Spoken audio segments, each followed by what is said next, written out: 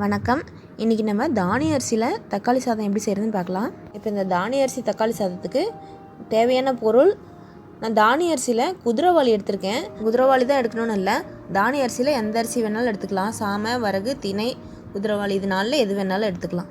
இப்போ இதுக்கு குதிரைவாளி 1 கப், தக்காளி 10, எண்ணெய் 2 தேக்கரண்டி, நெய் 2 தேக்கரண்டி, கருவேப்பிலை 1 இனுங்கு. இதில் மசாலா வறுத்து அரைக்கிறதுக்கு வரமிளகா 5, கொத்தமல்லி விதை 1 தேக்கரண்டி, சோம்பு 1/2 தேக்கரண்டி, சீரகம் 1/4 தேக்கரண்டி, கசகசா 1 சிட்டிகை, பிரியாணி இலை 1, பட்டை 1 சின்ன துண்டு, லவங்கம் 4, ஏலக்காய் 3, அன்னாச்சி மொக்கு முழுசாக இருந்தால் 1, இல்லை உடஞ்சதாக இருந்தால் ஒரு 2 போட்டால் போதும். இஞ்சி பூண்டு விழுது 1/2 தேக்கரண்டி, உப்பு 1 தேக்கரண்டி, பத்தலைன்னா மறுபடியும் சேர்த்துக்கலாம்.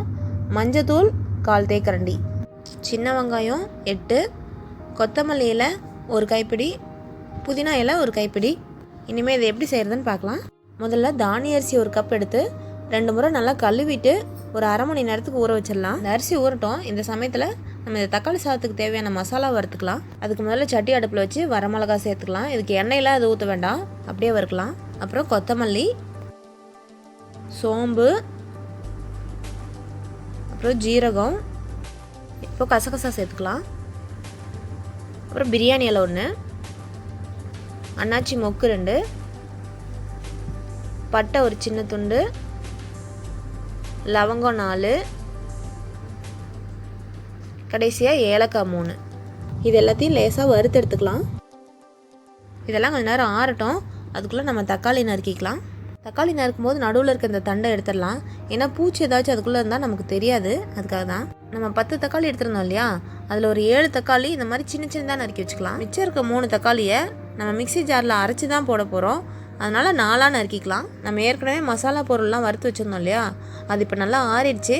அதை நல்லா அரைச்சிக்கலாம். இதெல்லாம் ரொம்ப நைஸாக அரையணும்னு அவசியம் இல்லை, இந்த மாதிரி கொரகொரப்பாக அரைச்சிருந்தால் போதும். இப்போ அதிலே சின்ன வெங்காயம், அப்புறம் புதினா தலை, அப்புறம் கொஞ்சம் கொத்தமல்லி தலை, இதெல்லாம் போட்டு அரைச்சி எடுத்துக்கலாம். வேணுன்னா கொஞ்சம் தண்ணி ஊற்றி கூட அரைச்சிக்கலாம். இந்த மசாலாலாம் ரொம்ப நைஸாக அரையணும்னு அவசியம் இல்லை, கொஞ்சம் கொரகொரப்பாக இருந்தாலும் நல்லாயிருக்கும். இப்போ இந்த மசாலாவை வேறு பாத்திரத்தில் மாற்றிக்கிட்டு அதிலே தக்காளி அரைச்சிக்கலாம். சின்ன சின்னதாக நறுக்கி வச்சுருந்தோம் இல்லையா தக்காளி, அதை அரைக்க வேண்டாம், அதை அப்படியே சேர்த்துக்கிறதுக்கு.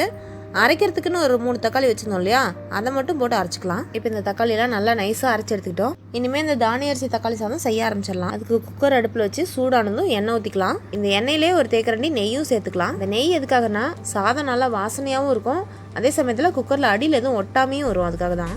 எண்ணெய் காஞ்சதும் கருவேப்பிலை சேர்த்துக்கலாம். அப்புறம் நம்ம அரைச்சி வச்சுருந்தோம் இல்லையா மசாலா, அதை சேர்த்து நல்லா வதக்கிக்கலாம்.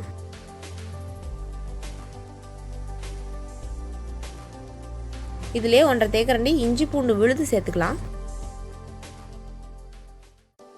இதெல்லாம் நல்லா கலந்து விட்டுட்டு இப்போ இதுக்கு தேவையான அளவுக்கு உப்பு சேர்த்துக்கலாம். அப்புறம் ஒரு 1/4 தேக்கரண்டி மஞ்சத்தூள்.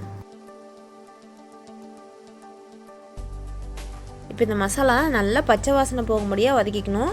இதில் கொஞ்சமாக தண்ணி சேர்த்து வதக்கிக்கலாம். ஏன்னா நான் இதில் அளவான எண்ணெய் தான் ஊற்றிருக்கேன், அதனால் அடியில் ஒட்டாமல் வரத்துக்கு கொஞ்சமாக தண்ணி சேர்த்துக்கிறேன். இந்த மசாலா நல்லா பச்சை வாசனை போகும்படியாக வதங்கினா தான் அந்த சாதத்தினோட ருசி ரொம்ப அருமையாக இருக்கும். அதுக்காக தான் நான் கொஞ்சமாக தண்ணி சேர்த்துருக்கேன். இந்த அளவுக்கு மசாலாலாம் நல்லா வதங்கட்டும்னு இதில் சின்ன சின்ன நறுக்கி வச்சுருந்தோம் இல்லையா தக்காளி, அதை சேர்த்துக்கலாம். இந்த தக்காளி போட்டு நல்லா வதக்கி விட்டு கொஞ்சம் நேரம் மூடி வச்சுக்கலாம், வேகட்டும்.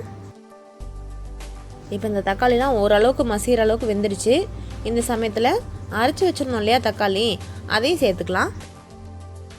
இப்போ இந்த அரைச்ச தக்காளியும் ஊற்றிட்டு நல்லா கலந்து விட்டுட்டு மறுபடியும் கொஞ்சம் நேரம் மூடி வச்சுக்கலாம். இதில் இந்த நறுக்கி போட்ட தக்காளி, அரைச்சி ஊற்றுற தக்காளி எல்லாம் சேர்ந்து நல்லா வெந்து வந்திருக்கு. இந்த சமயத்தில் அந்த ஊற வச்ச அரிசி இருக்கு இல்லையா, அது நல்லா அரை மணி நேரம் ஊறிடுச்சு. அதையும் எடுத்து இதிலே சேர்த்துக்கலாம். இந்த தக்காளி சாதத்தை தானிய அரிசியில் மட்டும்தான் செய்யணும்னு இல்லை, நம்ம எப்பயும் சாப்பிட்றோம் இல்லையா சாப்பாட்டு அரிசி, அந்த அரிசிலையும் செய்யலாம். அப்படி இல்லைன்னா பாஸ்மதி அரிசிலையும் செய்யலாம். தக்காளி சாதத்துக்கு எப்பயுமே தக்காளியை நறுக்கி மட்டுமே சேர்த்துக்காம கொஞ்சம் அரைச்சும் போடும்போது அதனோட சுவை ரொம்ப நல்லாயிருக்கும். இந்த அரிசியை போட்டு நல்லா கலந்து விட்டுட்டு இதுக்கு தேவையான அளவுக்கு தண்ணி சேர்த்துக்கலாம். நான் இதுக்கு குதிரைவாளி அரிசி 1 கப் எடுத்துருந்தேன், அதே கப்பில் 3 கப் அளவுக்கு தண்ணி சேர்த்துக்கிறதுக்கு. இதுவே பாஸ்மதி அரிசியில் செஞ்சால் 1 கப் அரிசிக்கு 2 கப் தண்ணி ஊற்றினாவே போதும். இதுக்கு தண்ணி அளந்து ஊற்றிட்டு இதில் உப்பு சுவை எப்படி இருக்குன்னு பார்த்துட்டு நமக்கு தேவையான அளவுக்கு சேர்த்துக்கலாம். ஏன்னா இந்த மாதிரி கலவை சாதத்துக்கலாம் உப்புனுடைய அளவு சரியாக இருந்தால் தான் அதனோட ருசி நல்லாயிருக்கும். இப்போ இதெல்லாம் நல்லா கலந்து விட்டுட்டு குக்கர் விசில் வைக்காமல் சும்மா தட்டு போட்டு மூடி வைக்கலாம் கொஞ்சம் நேரத்துக்கு. அதாவது இது கொஞ்சம் நல்லா கொதி வர வரைக்கும் தட்டு போட்டு மூடி வச்சா போதும். இதெல்லாம் நல்லா கொதிச்சிருச்சு. இந்த சமயத்தில் இதில் ஒரு தேக்கரண்டி நெய் சேர்த்துக்கலாம். நெய் சேர்த்துட்டு ஒரு முறை கலந்து விட்டால் போதும். குக்கர் விசில் போட்டு ஒரு 2 விசில் மட்டும் வச்சா போதும். விசில் அடங்கிடுச்சு. இதை திறந்து குதிரைவாலி தக்காளி சாதம் எப்படி வந்திருக்குன்னு பார்க்கலாம். ரொம்ப அருமையாக வந்திருக்கு. இது மேலே கொஞ்சம் புதினா தலையும் கொத்தமல்லி தலையும் தூவிக்கலாம். என்னது தக்காளி சாதம் பார்க்குறதுக்கு கொஞ்சம் கொலன்னு இருக்குன்னு பார்க்குறீங்களா? பொதுவாக நம்ம எப்பயும் வைக்கிற சாப்பாட்டு அரிசியில் தக்காளி சாதம் செய்யும்போது 6 நாளும் ஒரே மாதிரி தான் இருக்கும். ஆனால் தானிய அரிசியை பொறுத்த வரைக்கும் கலவை சாதமாக செய்யும்போது ஆறிடுச்சுன்னா கொஞ்சம் வரன்னு ஆகிடும். அதனால தான் கொஞ்சம் இந்த மாதிரி இருந்தால் தான் 6 நாளும் நல்லாயிருக்கும். தானிய அரிசி தக்காளி சாதம் தயாராகிடுச்சு. இப்போ இதுக்கு தொட்டுக்க முட்டையோ இல்லை தயிர் பச்சடியோ வச்சு சாப்பிட்லாம். நான் இதுக்கு தொட்டுக்க முட்டை வச்சுருக்கிறதுனால தயிர் பச்சடி வைக்கல. ஏன்னா முட்டையும் தயிரும் ஒரே நேரத்தில் சாப்பிடக்கூடாது. அதனால் முட்டை சாப்பிட விருப்பம் இருக்கவங்க இந்த சாதத்துக்கு முட்டை தொட்டுக்கோங்க. அப்படி இல்லைன்னா தயிர் பச்சடி வச்சுக்கோங்க. சத்தான தானிய அரிசி தக்காளி சாதம் தயார். சுவைக்கலாம்.